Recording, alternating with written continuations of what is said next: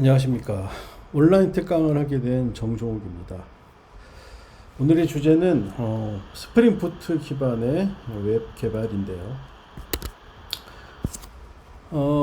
누구나 따라할 수 있는 스프링 부트를 이용한 웹 서비스 구현이 가칭으로 된 부제로 되어 있습니다. 자, 1교시에는 스프링 부트 소개와 개발 환경 구축을 할 예정이고요. 2교시에는 스프링 부트 웹 어플리케이션 예제를 직접 구현해 볼 예정입니다. 자, 그 첫 번째 스프링 부트 소개 부분입니다. 자, 스프링 부트를 이야기하기 전에 스프링에 대해서 먼저 얘기할 필요가 있어요. 과거에 1990년도 후반, 중후반부터 2000년도 초기에 여러 가지 웹 기술들이 나오기 시작했는데, 특히 자바 관련한 기술로 이어지면서 자바 빈즈 아니면 자바 서블릿, JSP 이런 기술들로 엔터프라이즈 자바 웹 구현을 하던 시절이 있었어요. 그러다가 2000년대 초반쯤 들어서면서 EJB 기술이 갑자기 나오기 시작했습니다. 강의 자료에도 지금 나와 있지만 그 초기의 기술들로 트랜잭션과 관련된 기술, 그리고 분산 기술, 그리고 엔티티 핀 기술들을 지원하면서 굉장히 엔터프라이즈한 어떤 형태의 서비스 아키텍처를 구현하는 경우가 많았었는데, 이 EJB 기술이 굉장히 뭐랄까 복잡하고 느렸습니다. EJB를 구동하기 위해서는 과거에 그 이전 시절에 그냥 자바 빈즈만을 쓰던 시절에 비해서 웹 어플리케이션 서버가 별도로 필요했어요. 그러니까 EJB 구동을 위한 와스라는 게 필요로 하게 되면서 그 EJB 구동이 되는 와스는 굉장히 비용이 비쌌었습니다. 그리고 그 EJB를 구현하기 위해서는 그 코드가 굉장히 어려웠어요. 그러니까 단순하게 빈즈만을 쓰던 기술을 넘어서 엔터프라이즈 자바 빈즈를 구현하기 위해서는 그 EJB만을 위한 구현이 굉장히 복잡했습니다. 그리고 느린 것도 있었어요. 과거에 실제로 예로 저도 한 2000년 초반부터 프로젝트를 실무에서 구현을 하다 보니 개발자가 개발 환경을 구축하고 구동을 하기까지가 굉장히 오랜 시간이 걸렸었습니다. 이런 불편함들 때문에 이 EJB를 대신할 오픈소스를 만들게 됐어요. 로드 존슨이라는 사람은 당시 EJB를 굉장히 비판을 하게 되면서 나중에 스프링이라는 것을 만들어냈고요. 게빈 킹이라는 사람은 EJB의 엔티티 핀의 낮은 기술 수준을 대처할 하이버네이트를 만드는 사람이 됩니다.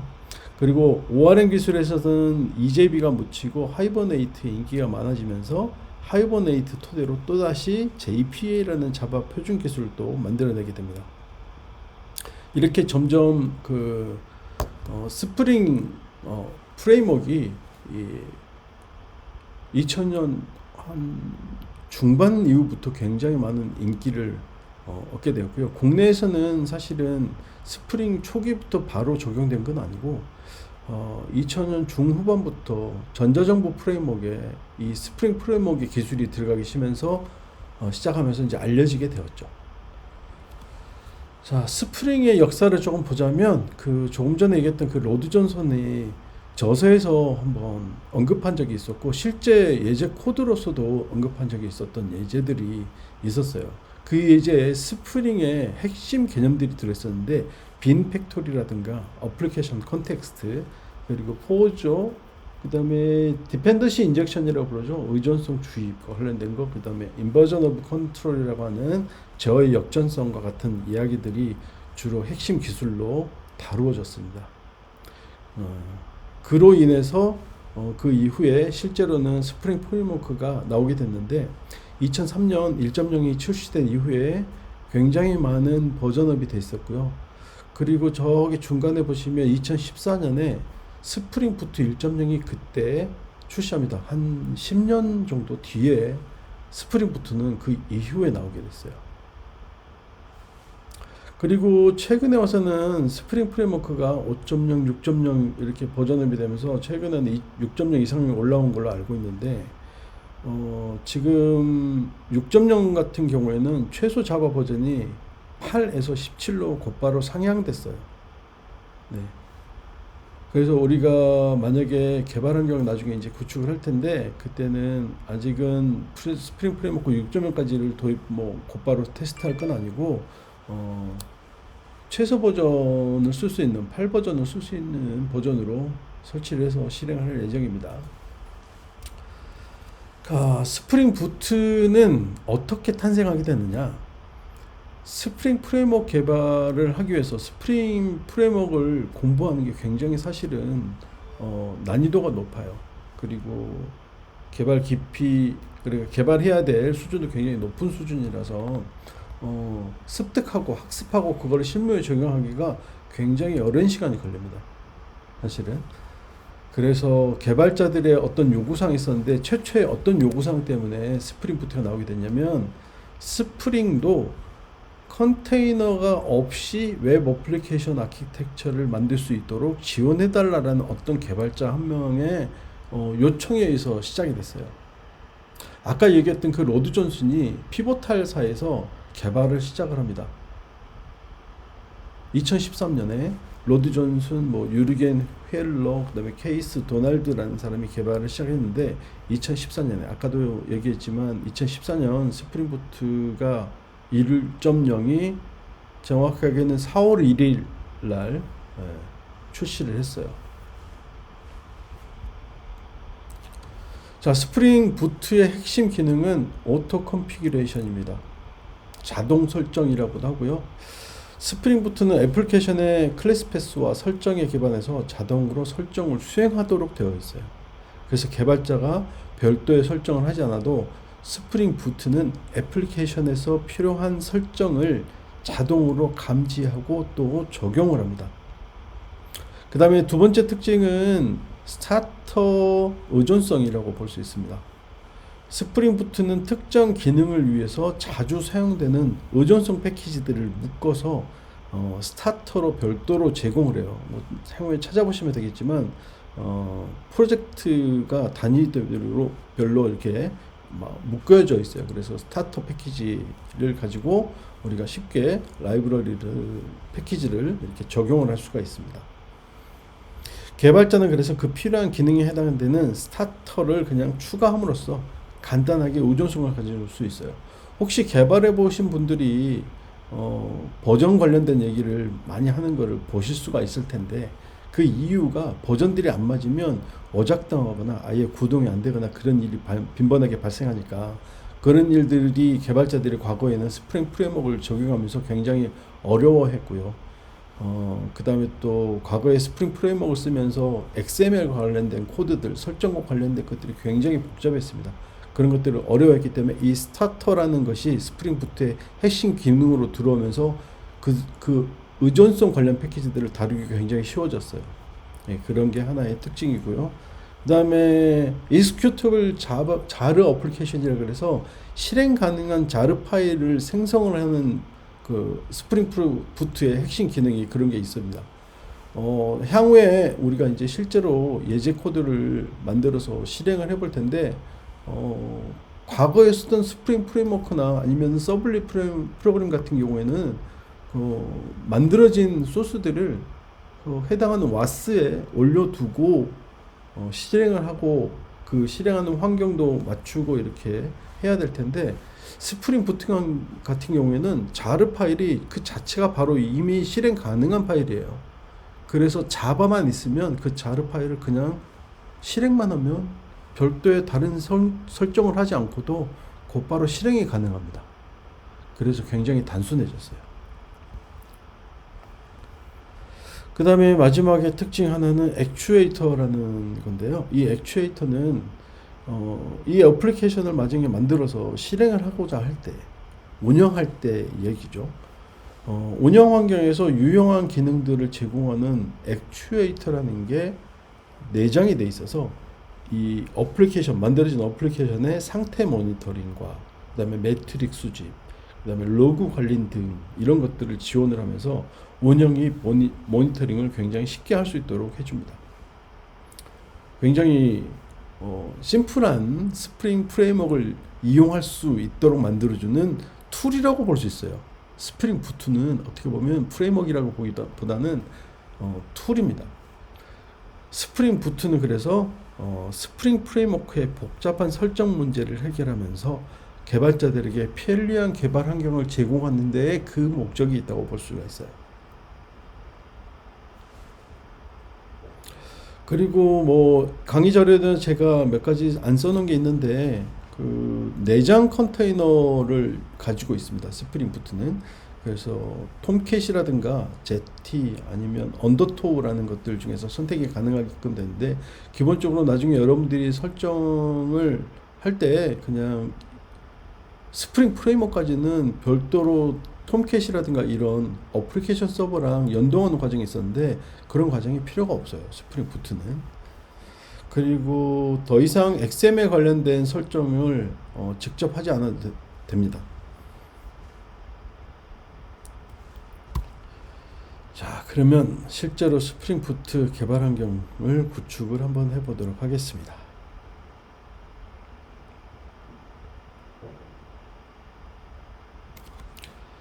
자, 가장 먼저 개발 환경 구성을 어떻게 진행을 할 거냐면 JDK, 그 다음에 STS4, 그 다음에 오라클 DB 11G XE 버전, 그리고 롬복이라는 툴까지 같이 설정을 해볼 텐데요.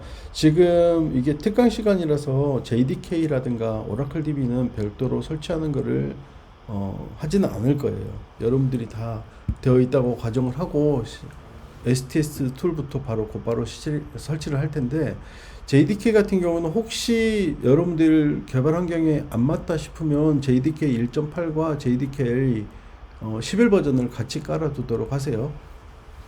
그리고 오라클 같은 경우에는 11G XE라고 써놨지만 제가 강의할 때 그 예제로 사용할 데이터베이스를 11G 버전을 쓰겠다는 거지 꼭 저것만이 해결될 수 있는 방법이라는 건 아닙니다. 뭐 다른 데이터베이스 마리아DB, MySQLDB, H2, 메모리DB 이런 것들 사용해도 무방합니다. 자, STS 설치 부분인데요. STS4라는 버전 반드시 강의 자료에 써놓은 4.14.0 버전을 설치하기를 바랍니다. 혹은 4.13.0 버전을 설치해도 무방할 거예요. 강의 자료의 그 윗부분에 보면 1번에 지금 써놨지만 스프링 IO.tools에서는 가장 최신 버전만 나오기 때문에 그 아래쪽에 써져 있는 이 부분이죠. 이 부분 형광펜으로 이렇게 표시하겠습니다. 이렇게 이 부분 링크분을 잘 보시고 과거 버전 중에 4.14.0 버전 페이지 보면 중간에 조금 내리다 보면 아래쪽에 이런 거 나올 거예요. 이 부분 확인하시고 반드시 4.14.0 버전인 거 확인하시고 그 부분을 다운받아 주시고요. 물론 셀프 익스트랙팅 jar 파일로 되어 있는 것도 있지만 그 zip 파일로 된 것도 있어요. 근데 가능하시면 jar 파일 받아서 직접 언패키징 한번 해보시길 바래요. 제가 여기 예문을 좀 써놨는데 자바 하이픈 jar입니다. 그 다음에 다운받아진 경로를 직접 명시를 하시면 언패키징이 일어나고 어떻게 보면 압축이 풀리는 효과가 일어날 거예요. 그래서 그 압축이 풀린 폴더 안에 실행 파일이 들어있을 겁니다. 그 부분을 가지고 나중에 실행하면 되니까 jar 파일을 다운받아서 실행하시기 바랍니다.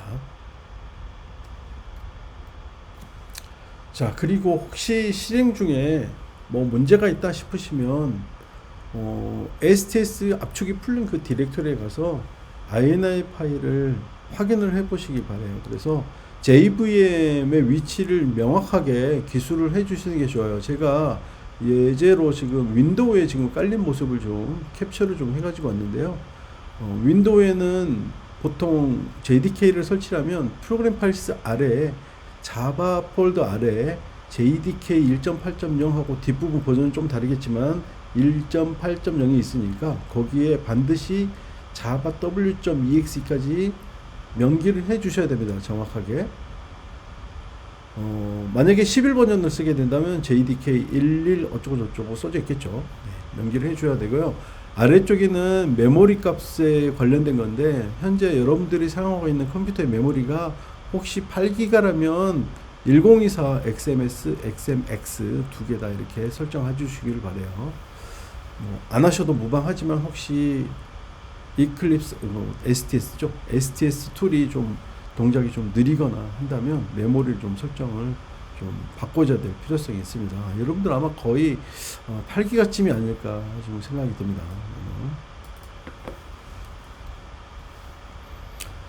자, 그리고 롬복을 설치를 해야 되는데요. 롬복은 아마 가장 최신 버전인 1.18.30을 다운받아서 설치를 하시면 되는데, 홈페이지 찾아가시면, 링크에 있는 홈페이지 찾아가시면 아마 1.18.30이 나올 텐데, 다운받으면 분명히 자르 파일일 거예요.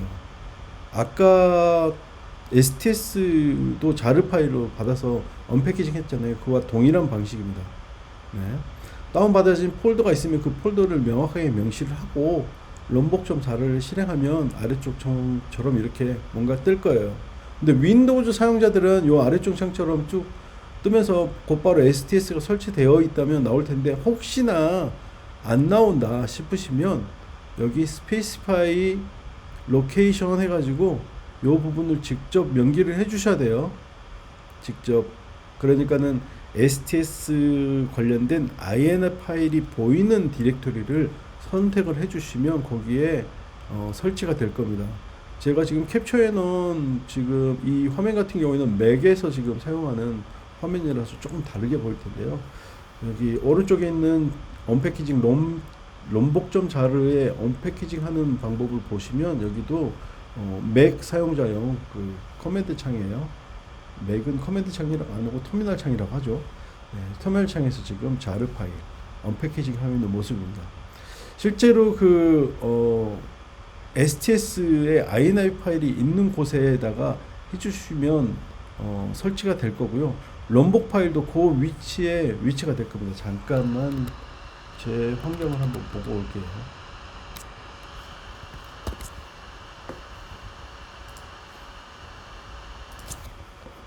제가 STS가 여기 설치가 되어 있고요. 저는 맥이라서요. 여기 맥 사용자들은 이렇게 들어가서 보시면 됩니다. 컨텐츠, 이클립스, STS, INI 보시면 저 같은 경우에는 JVM은 따로 위치를 설정을 안 했고요. 롬복이 설치가 되어 있는 게 여기 있습니다. 네, 메모리도 저는 이렇게 좀 해놨고요. 이런 식으로 롬복 설치까지 다 해 놓으시면 되겠습니다.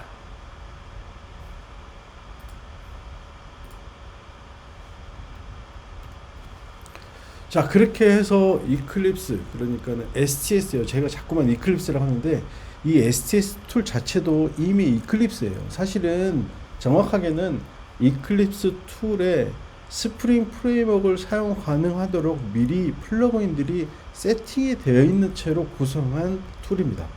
그래서 STS 툴이나 이클립스 툴이나 사실은 동일해요. STS를 실행을 그렇게 해서 하시면 아마 이런 창이 보이실 거예요. 저도 창을 띄워놨습니다. 자, 그렇게 창을 띄운 다음에 해야 될 일이 좀 있어요. 이클립스, 그러니까 STS의 상단에 윈도우 사용자들은 윈도우의 프리퍼런스를 선택을 한 다음에 그 제너럴 항목에 있는 show heap status 항목을 체크를 해 주시고 어플라이를 누르세요. 닫지 마시고 좀 이따가 다른 설정을 하나 더 해야 될 게 있기 때문에 어플라이를 하신 다음에 키워드 적는 부분에다가 인코딩이라고 적은 다음에 나온 항목들을 전부 다 UTF-8로 설정을 할 겁니다. 제가 하는 모습을 보여드릴게요. 스위트 세팅즈에 맥이라서 이렇게 나와요. 저는 인코딩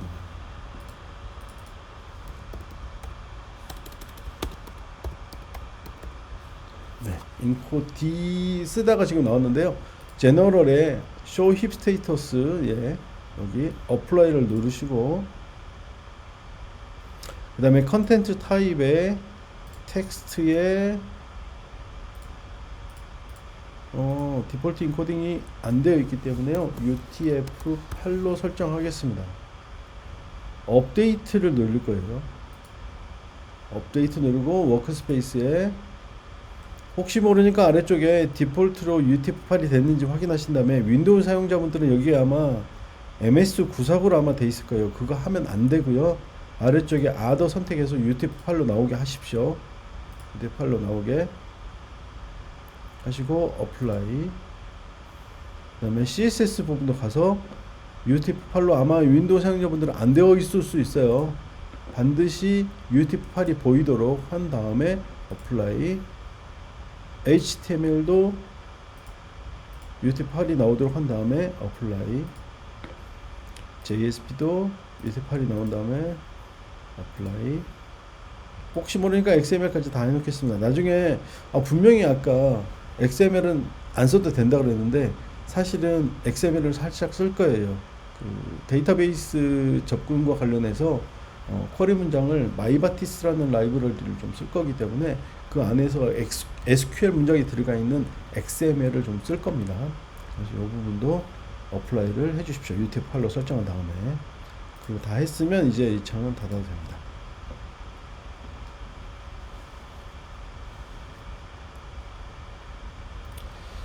자, 그 다음에 패키지 익스플로러 확장 메뉴를 클릭한 다음에 패키지 프레젠테이션을 하이어라키칼로 선택을 해주세요. 지금 패키지 익스플로러 확장 메뉴는 여기에 제가 캡처를 해놨는데 저 빨간색으로 된 점점점 3개 보이시나요? 저 부분을 선택을 해주시면 됩니다. 여기 이 부분이죠. 패키지 프레젠테이션 플랫으로 되어 있죠. 기본으로 그거를 하이어라키칼로 바꿔주세요.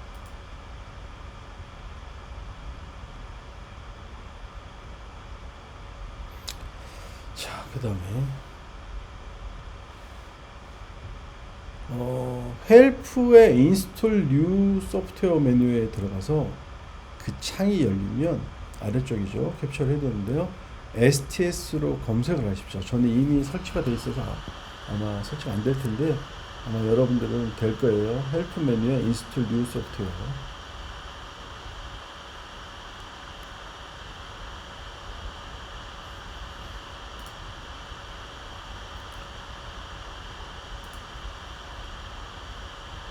여기서 STS를 검색을 하십니다.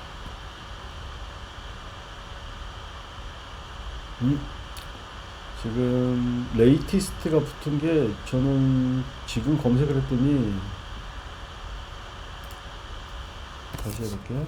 STS 했더니 아래쪽으로 나오네요. 네. 저는 선택을 하시고 나오는 창에서 웹 XML 리소스 문제를 인식 문제를 해결해 주는 거니까요. 오른쪽에 보이는 이 캡처처럼 이렇게 된 거 웹 XML 자바 EE OSGI 엔터프라이즈 디벨롭먼트 요거 체크를 하신 다음에 설치를 진행하시면 되겠습니다. 저는 이미 설치가 되어 있어서 이게 안 나오는 것 같아요.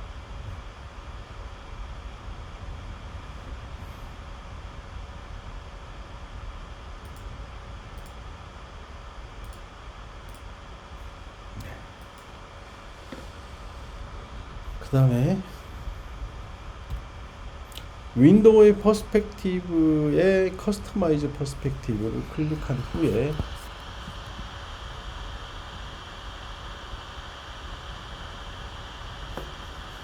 윈도우의 퍼스펙티브에 커스터마이즈 퍼스펙티브 클릭한 후에 나오는 화면에서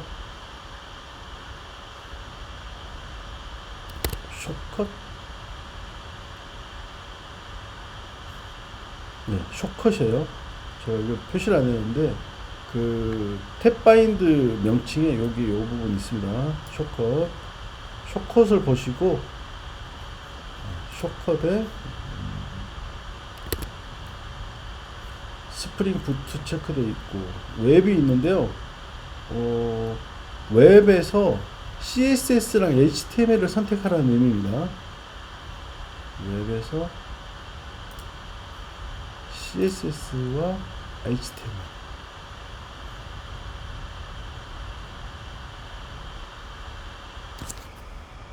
어플라인 클로즈 할게요.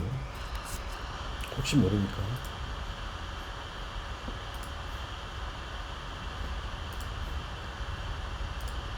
그랬더니 체크가 돼 있죠. 자, 그 다음에 아래쪽에 지금 또 나온 XML에 XML을 또 선택을 해주세요. XML 파일. 이렇게 선택을 한 다음에 오프라인 클로즈를 하겠습니다.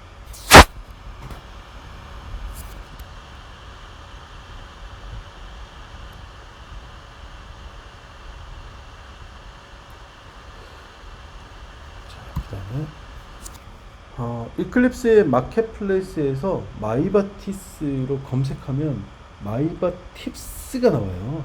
정확하게 보셔야 됩니다.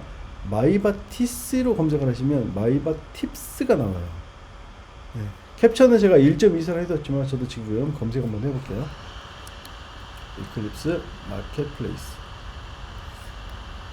마켓플레이스가 여기 있네요.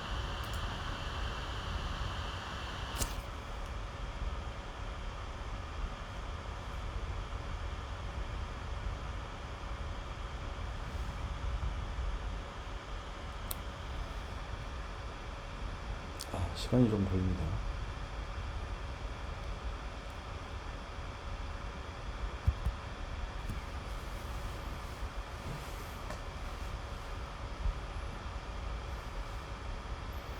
네, 창이 떴고요. 마이바티스.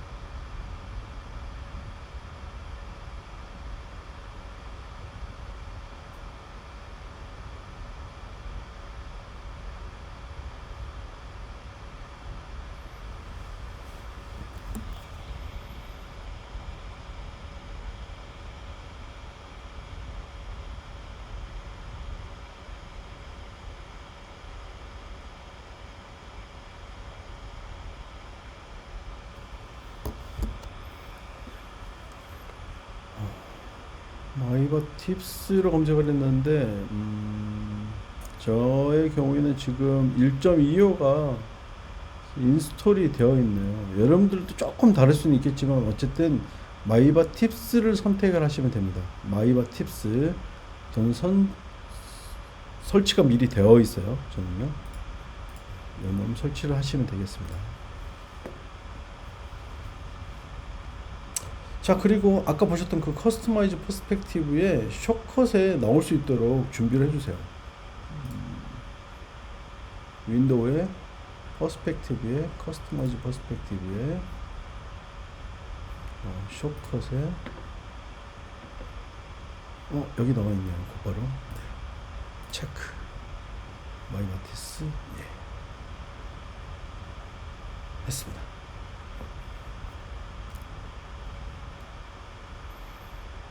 이렇게 하고 뭐 저는 이미 설치가 돼 있어 사실은 STS 재시작이라는 말이 안 나오지만 여러분들 아마 그 마이바티스 관련된 설치를 한다면 설치가 끝나고 나서 분명히 어떤 메시지가 하나 뜰 거예요. 이게 적용하기 위해서는 재시작해야 된다라는 아마 메시지가 뜰 거고 거기에 확인 버튼 누르면 아마 재시작이 될 겁니다.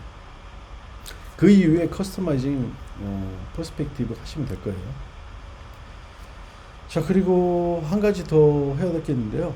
그 타임리프라고 하는 그 템플릿 엔진을 좀 사용을 할 거예요. 그래서 그 템플릿 엔진을 구동으로 해서 하는 건 아니고 그 템플릿 엔진이 이클립스 툴에서 잘 인식이 될 수 있도록 하기 위해서 그 플러그인을 하나 설치를 할 겁니다. 자, 이거는 이 링크 부분 있죠. 이 부분, 이 링크 이 부분을 잘 입력을 해야 돼요. 그래서 저는 이거를 타임리프 org 이클립스 플러그인 업데이트 사이트를 입력을 한번 해보겠습니다. 인스톨 뉴 소프트웨어에서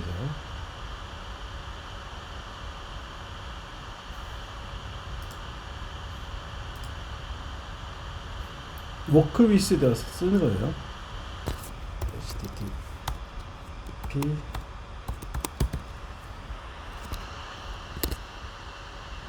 www.termit.org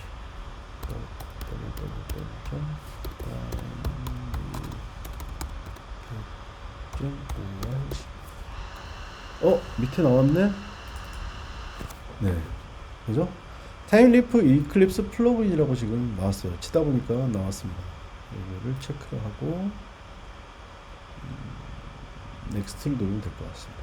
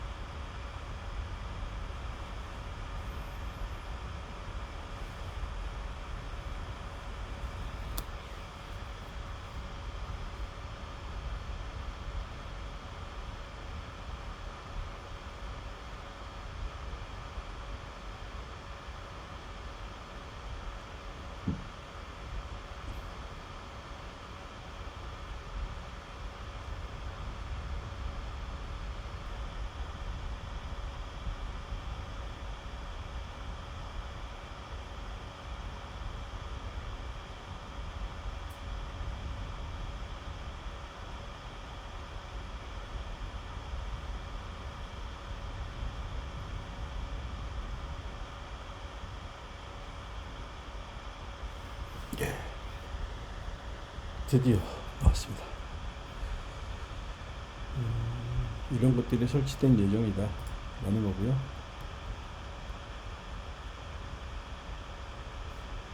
저는 설치한 적이 있어서 업데이트만 하는 것 같아요 지금. 네, 끝났습니다.